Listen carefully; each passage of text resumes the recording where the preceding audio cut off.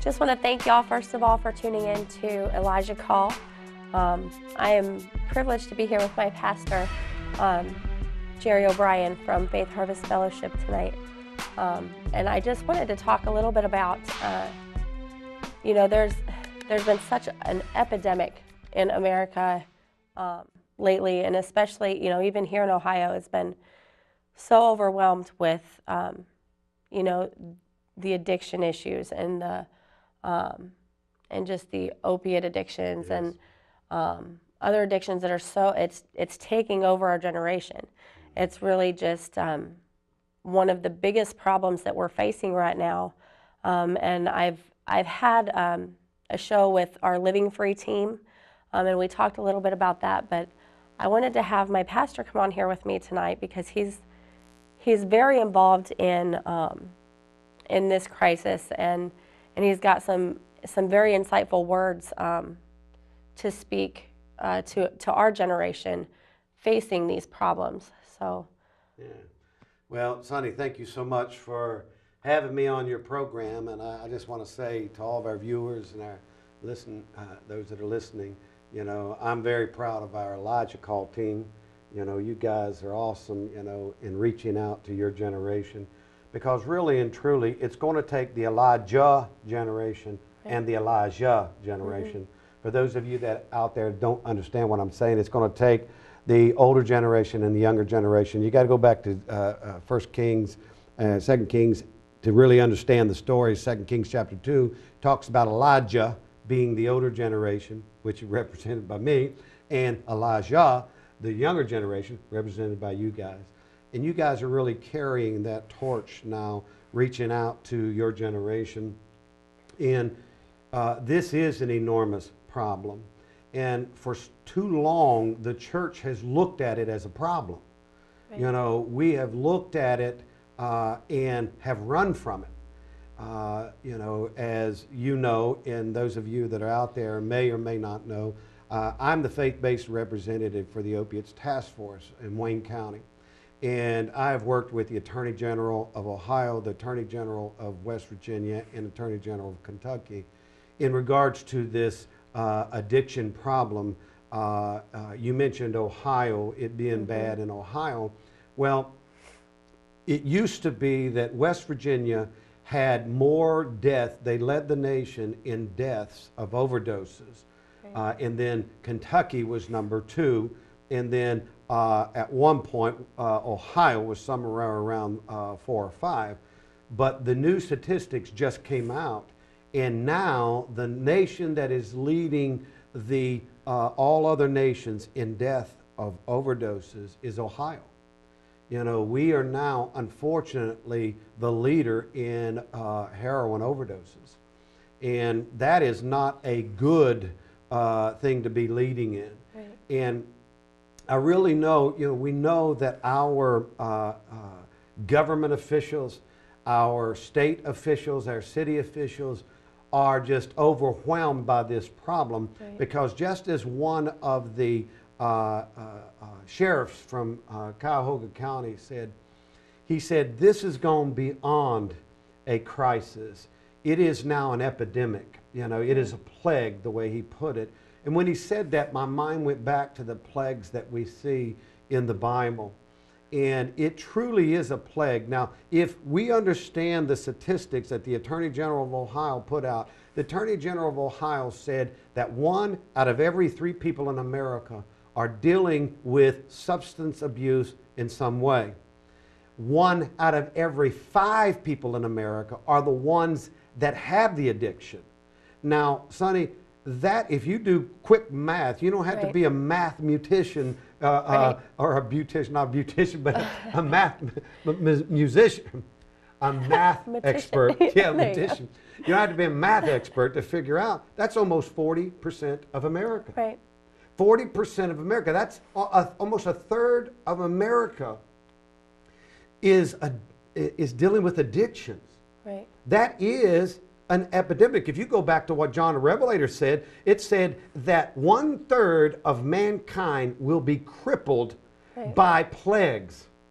This is 1/3 of America crippled by this plague of addiction. And our governments, our federal, state, local governments are overwhelmed with this. You know, to the point now they are coming to the church. You know, and I remember when I was asked to be up on this team, you know, and I had asked, you know, Dan Lutz and Judge Van Sickle that asked me to be up on this opiates task force. And I said, well, are you going to allow the church to be the church? And he said, well, I don't understand that. I said, well, too often when we get involved in issues like this that are social issues, the church has been invited to come to bring their benevolent resources, finances, and volunteers, but we've been asked not to talk about Jesus, not to pray for people. Well, the reality is that's what the church does. That's what we are. I said that is what we're called to do. As a pastor, I'm not just called to meet the physical needs that you have. I'm bound by the oath that I take as a minister of the gospel of Jesus Christ to take care of the whole person of you. You're made up of a spirit, a soul, and a body.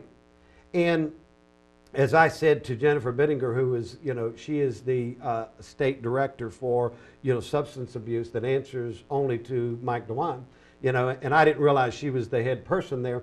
And she asked the question, she said, I don't understand why the church will not get involved in this. She said, this is what's perplexing, you know, the Attorney General and the governor. Why won't the church get involved in this? And she wasn't talking to me. She was talking to the person beside me, and I just happened to say, well, I'll tell you why. I said, it's political correctness. And she said, well, what do you mean by that? Tell me about that. And I said, well, what you guys are doing and what our society has been doing, and I'm not saying this is not needed. We need to do this because we need to address the body, the physical symptoms of this addiction, you know, in that has taken a toll on people's body. We've got to do that. But that is only a part of it. I said, what you guys look at as addressing those physical needs, we see as a visible fruit of an invisible root. Right. And the visible root is spiritual. And unless we as the church can get to that with the Word of God, with the way that God's commissioned us to reach them, then being good stewards of our time, being good stewards of our money, then we recognize if we're not able to get to that spiritual root, then our efforts are going to be fruitless for the most part. And if we really are going to be effective in this, we got to be able to be the church. And that's what I told her. Well, a couple of weeks went by and I get a phone call from her and she said, Pastor O'Brien, she said, can you hold a minute? I'm trying to get the head prosecuting attorney online here, and we called a special meeting at my office, which was the Attorney General's office. And so she got the Dan Lutz on the line, and she said, Pastor O'Brien, we wanted to have this special meeting. The Attorney General asked me to call you and have this meeting with you. And she said, we were in a meeting with the governor, and the governor and Attorney General asked the question, why can we not get the church engaged in this? And she said, I raised my hand like a little schoolgirl, she says, and I said, I'll tell you why. Here's what Pastor O'Brien said. And they both looked at each other and said, is that why? And they turned and she said, the Attorney General told me to tell you, and the governor and the Attorney General said to call Pastor O'Brien and tell him that if that's the message we've been sending to the church, tell him to tell the ministers we're changing it. Because we need their help. Yeah. We just want them to show up and be the church. Right. Now, I said that to all of you so that those of you that are out there that are church leadership, you need to understand we have a government now. We have a federal, state, and local government that is asking for the church's help. Now, there has been a request sent out to the church for help. And I've said it to you before. You've heard me preach it many times.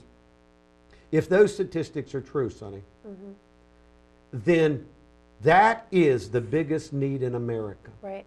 Do you know when we go back, I believe, and I said this before on my program, and I've preached it here, and you know this, I believe we have entered into the times that will be known biblically as the deliverance Right. revivals. Yeah. If that is true, and then you factor in all of the, the sexual addictions that we see in Right. America, the behavior addictions such as gambling, the, pornography addictions, when you factor all of that in, the biggest need in America is deliverance. Yep. You go back to the early 40s, the 40s, 50s, 60s, and 70s, and even going into the 80s, they were known from the apostolic ministering the gospel.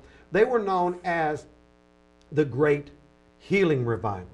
Right. And they came off of the heels of America's great need coming out of the 20s and 30s, coming out of the 30s, going into the 40s. That was the time that our nation was locked in a gridlock of depression. But not only that, there was droughts everywhere. Right. Hospitals were closing. TB, tuberculosis, and there was another disease, a crippling disease, that was overtaking our society. We didn't have the medicines to help the people. And God began to raise up great men and women of God like Lester Summerall, Oral Roberts, Catherine Coleman, leading the great revivals, Rex Humbard.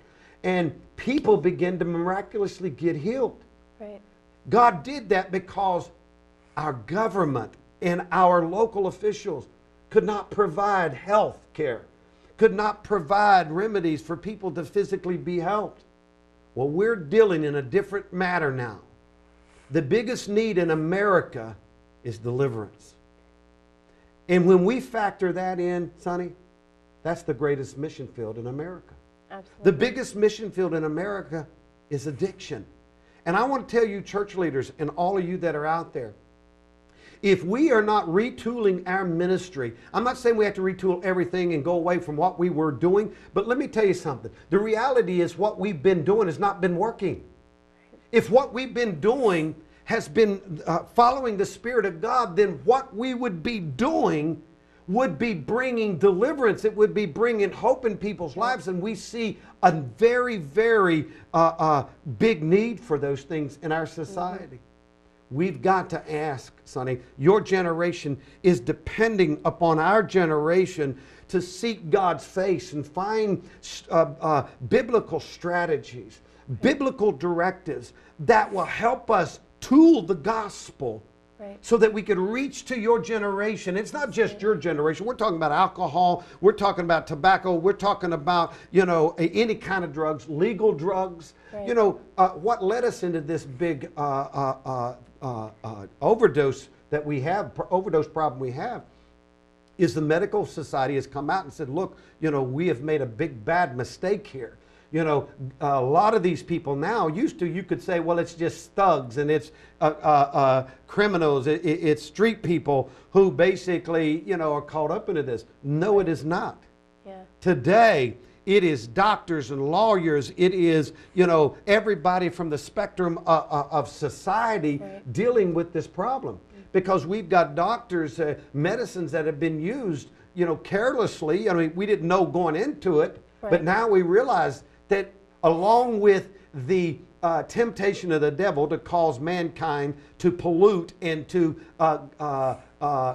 use in excess anything that is good for us. Just Right. look at it. We're dealing with food addictions. We're dealing with, sexual perversion addiction. Anything that was meant to be good for us, the devil has polluted it and caused us to do it in excess. Right. And this is true with medicine. We now have relied on medicine instead of really relying on God. These medicines were designed to help us. They were never designed to take the place of God's provisions for us. Right. And yet people, they'll go to God, medicine before they'll ever go to God. It's almost like medicines is the last, resort. But, and I don't want to monopolize the whole time. You may have some questions, so I want you to jump in there with them. But to your generation, and I say to the Elijah generation, the young generation, there is hope because God has pulled together churches, we're starting to see that. I've been carrying the message to the churches in Wayne County, Holmes County, Ashland County, Richland County, all over this state. I was asked by the Attorney General's office down in West Virginia to work with the churches down there to help them begin to use this strategy that God gave us here in Wayne County. Right. You know, myself and 4 or 5 other ministers, God began to reveal to us 2 areas, Sonny, that the church is more than qualified. You know, when talking with pastors, I find 3 things that have kept pastors from getting involved in this. 3 things. Number 1, what's political correctness? Now, God has already taken care of that one, Right. because He's removed that, and our governors in these 3 states, our attorney generals, our local officials want the church to come and be the church. So politically correctness, that's been removed. The other question, or the other issue that's kept pastors from getting their churches involved is basically pastors by nature are tunnel visioned. Right. To watch what's going on, you know, within the church, and the mandate within the church to bring discipleship, to bring growth in the body of Christ. But we've lost that corporate vision of the community that's supposed to be a part of that. And therefore, we don't see that bigger need. We don't recognize, in other words, that it is the mission field. We just been looking at it as a nuisance, Right. and a problem that we've been running from. And I've been casting the vision, no, it's a mission field. Right. When you start putting that in the minds of pastors, it's like, whoa, well, man alive, let's put together a team. Yeah. Once you start casting that vision to your people, say, listen, we see a new mission field. We are called not to go out and get the next biggest entertainment thing to draw people to the church. And unfortunately, that's what the churches are trying to do, to bring church growth. Jesus said, you want to bring church growth? You want to impact your community? Go find the greatest need in that community. Right. When the Lord hit me with that 3 years ago, I said, this is the greatest need in the community. We got to, and you know it, you were Yep. there. Yep. I went to the whole fellowship. I went to the board. I said, we're retooling everything. Yep. That was my message for that seed, retooling. We're still in a retooling, and you need to retool some things, because we're not going to do this with going back to the old Elijah way. When Elijah came in, Elijah brought in a whole double anointing to deal with addictions, to deal with deliverance. Right. Elijah dealt with healing, dealt with those physical. The Elijah generation, you guys, are doubly anointed for deliverance. Yeah. Awesome.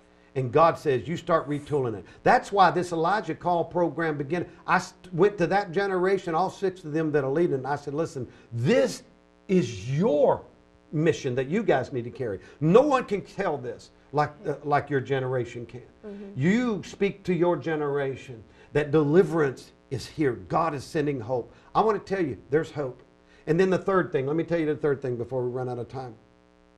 The third reason that pastors are not engaged in this is because we do not feel, many pastors have said to me, we're not qualified.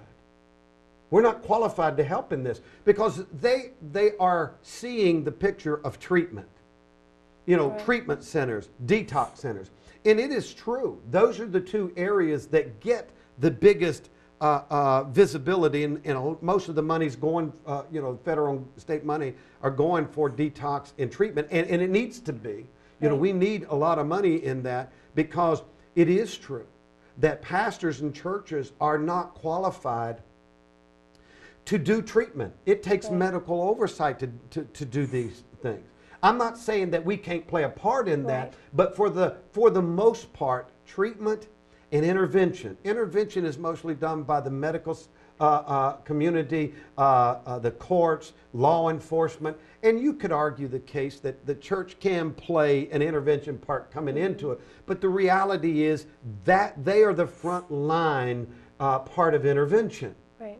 But I want to tell you, Sonny, there are 2 areas out of the 4 areas, those 2 being treatment, being intervention, the other 2 areas, prevention. Prevention. We are qualified through the youth groups, like you and your husband, Reverend Jamie, are retooling the messages to Right. our youth about the dangers that Satan will use with addictions and trying to control them with them, getting them before they get onto this stuff. Right.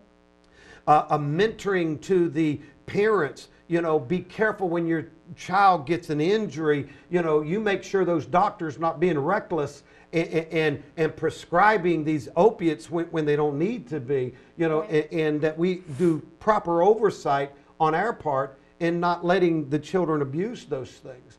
Right. I'm not saying that those things are bad. God gave us the wisdom of medicine, and we can use it to aid us. But those Right. things are supposed to be an aid, not a resolution or a permanent solution for the problems. And so prevention Right. through our youth groups. But the biggest area, Sonny, is support. I seen it one day, was in a opiates meeting, and there was a guy that was dealing with cocaine, and he said, I had to get back to my support team when I started struggling. And I thought, man alive, do you know there is no resource in any county that can top the support that churches can give. Right. If we mobilize churches to recognize this as a mission field, there are 117,000 people in Wayne County. There are a little less than 500 churches. Right. Do you know, I believe that is the biggest. If it's not the biggest, it's one of the top three. We can provide ongoing, long-term support for the addicts once they get Right. out of treatment, and for the families. Yeah. And so that's the strategy that God began to give us as the church. And I've been casting that vision to the churches, the youth groups, and we're developing, Living Free, like that Right. curriculum. That curriculum was developed from Teen Challenge.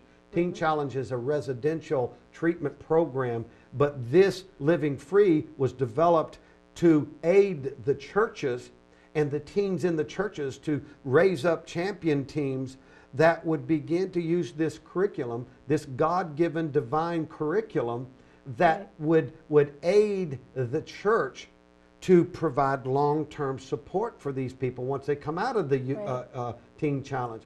And there's another great program out there called Celebrate Recovery. Both of these operate in the same way. So if you're using Celebrate Recovery, keep using it. If you're a church and you want to get involved in helping those in your, and here's the thing. If it's true, 40% of America is dealing with this, then I guarantee you, pastors, you got people in your congregation that are dealing with this. And you need to arm your people with this. This is a tool to minister to those that are addicted. Listen, it's not just Sonny, you've been there, Right. It's not just a person that is addicted, it's their whole family dealing with this addiction. isn't it? Absolutely. I'll give you a Yes. chance to ask me a couple questions. I'm probably overrun my time. That's fine. I think people at home watching, might be curious as to, they're hearing us talk about all these things, and how can somebody get involved in the prevention, in the helping towards these deliverance revivals? You say it's a mission field, Yep. and that's so true. What would your advice be to somebody listening who, they recognize the need and they really want to get involved? They want to be part of that church that you're talking about that Yep. can serve this need. That's a great question, and that right now is our challenge right now, and that's one of my missions that God has given me as it relates to the community at large in the church and those that are in the church, is to get to them. You can, we have developed in Wayne County, we have a ministerial alliance that we are focused on. In fact, we're developing another, along with the Living Free that we're developing inside the churches. One of the things that the churches can do is develop recovery living facilities, because we are Right. qualified to do that. It's basically residential housing. And if we come together, we developed an organization called Hebron Recovery Group, which the whole purpose is to develop residential living units where people can live, and we can bring resources to them where they're at to train them using these living free curriculum, to use the 12-step program, to use the Celebrate Recovery. And you can use both of those. We can put, up on there, up on the screen, the living free curriculum. Right. You can get your church armed with this, or you can just contact us here at Faith Harvest Fellowship. We'll put you, if you live in Wayne County, Ashland County, Richland County, or Holmes County, we have team members that are working together, churches. We're basically calling them recovery churches, that are that right now are training themselves to minister to those needs. Now, if you are someone struggling with this disease, with these addictions and these challenges, you want to, first of all, recognize your only hope is in Jesus Christ. Everybody will tell you that's dealing with this issue, whether they're Christians or not, that a person's faith is the thing that is holding them the most. Right. That is what is causing, that's where the most success comes from. Right. That faith and also that support system that you had mentioned earlier. Got to get into a church. Awesome, yes. You got to get into a place where you've got people holding you accountable. Right. You got to be willing to give people permission to hold you accountable. And the family members, I want to reach out to the family members. Listen, you're the desperate ones. A lot of times, your loved one that's hooked on this, they don't realize how desperate they really are. But you do. You need to get locked in. Go find a church that has a ministering team, a recovering church that has a ministering team that is ministering direct to these addictions. And realize that you've got to get stable, because many addicts are falling back into it because their families are enabling them.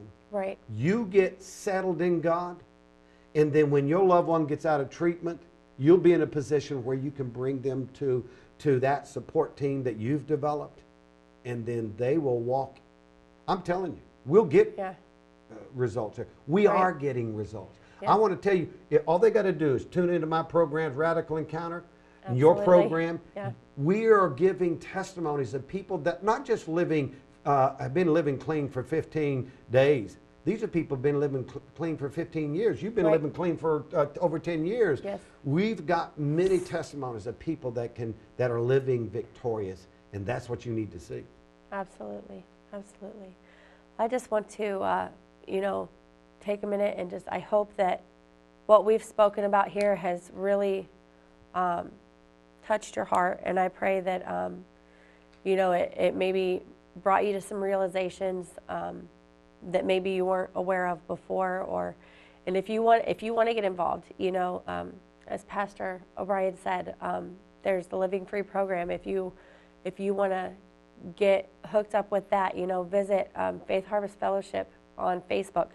I believe there's a place there that you can read about the Living Free program that we have going on, and just really get involved. This is such a need in our society today and in our generation today. So I just want to thank you for tuning in. I hope that you can really take something away from what we've ministered here today. And I just want to invite you to tune in again next Sunday at 10:30 p.m. on MCTV. And I hope to see you then.